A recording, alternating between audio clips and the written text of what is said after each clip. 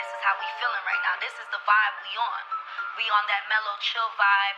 We not snorting coke. We not doing heroin. You know, they're promoting that we cool.